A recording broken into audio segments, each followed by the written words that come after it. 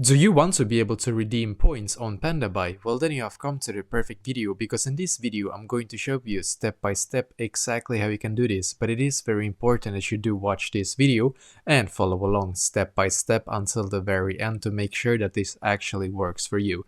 And the first step is going to be quite simple. We need to firstly go into our Pandabuy account, or rather log into our Pandabuy account.